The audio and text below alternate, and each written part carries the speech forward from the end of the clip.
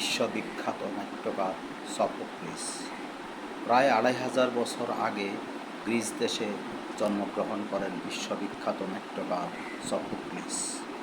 সফোক্লিসের জন্ম ও কর্ম সম্পর্কে খুব বেশি কিছু জানা যায় না।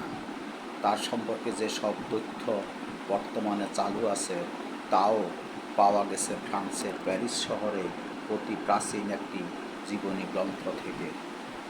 তার জন্ম গ্রিসের অ্যাথেন্স নগর সংলগ্ন একটি গ্রামের নাম কলোনাস।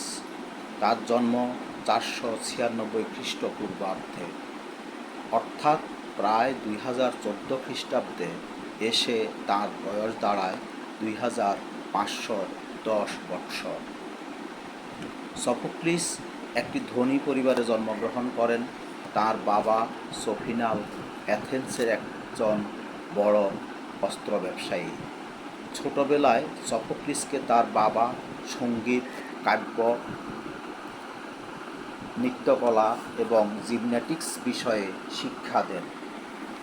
ফলে তিনি বেশ সুঠাম দেহের অধিকারী হন। গান ও নাচেও তিনি ছিলেন সমান পারদর্শী। মাত্র ১৫ বছর বয়সেই সফোক্লিস সলোনিসের নৌযুদ্ধে বিজয় অর্জন করেন। কোরাস দলের তিনি প্রধান নির্বাচিত হন। সে অনুষ্ঠানে তিনি সঙ্গীত ও নৃত্য পরিবেশন করে সবাইকে মুগ্ধ করেন। তিনি যেমন সুন্দর মানুষ ছিলেন, তেমনি তার মনও ছিল অত্যন্ত সুন্দর, সাদা মন। মেধা ছিল অত্যন্ত প্রখর, বুদ্ধিদীপ্ত মানুষ। নীতিতে ছিলেন অত্যন্ত অনড় এবং অটল। এসব কারণে তার চেনা জানা সকলেই তাকে যথেষ্ট শ্রদ্ধা এবং সম্মান করতেন, ভালোবাসতেন তাকে এবং বিশ্বাস করতেন নিশ্চিন্তে। ব্যক্তিক জীবনে সফোক্লিস খুব একটা উচ্চাকাঙ্ক্ষী ছিলেন না। তারপরও তার সততা ও নিষ্ঠার জন্য তাকে ২ কার্যকাল ধরে জেনারেল পদে অধিষ্ঠিত করা হয়। সফোক্লিস অত্যন্ত নির্ভীক প্রকৃতির মানুষ। তার কর্তব্যনিষ্ঠা, কর্তব্য দক্ষতার কারণে তিনি ছিলেন সবার কাছে প্রিয়। তার কর্মময় জীবন শুরু হয় কবিতা ও প্রার্থনা সঙ্গীত রচনার মধ্য দিয়ে। গ্রিসে তিনি প্রায় ২০ বার শ্রেষ্ঠ নাট্যকারের স্বীকৃতি লাভ করেন। ধারণা করা হয় তিনি মোট ১২০টির মতো নাটক রচনা করে গেছেন। তবে এর মধ্যে বেশিরভাগই দীর্ঘকাল প্রবাহে হারিয়ে গেছে। তার রচিত নাটক ছাড়াও রয়েছে কিছু প্রবন্ধ, কবিতা এবং প্রার্থনা সঙ্গীত। সফোক্লিস প্রধানত ৩টি নাটকের জন্য সারা বিশ্বে এখনও ব্যাপকভাবে খ্যাতিমান এবং স্মরণীয়। আর সে নাটকগুলো হচ্ছে ইডিপাস, কলোনাসে ইডিপাস এবং অ্যান্টিগোনে। এগুলোকে একত্রে ইডিপাস ট্রিলজিও বলা হয়।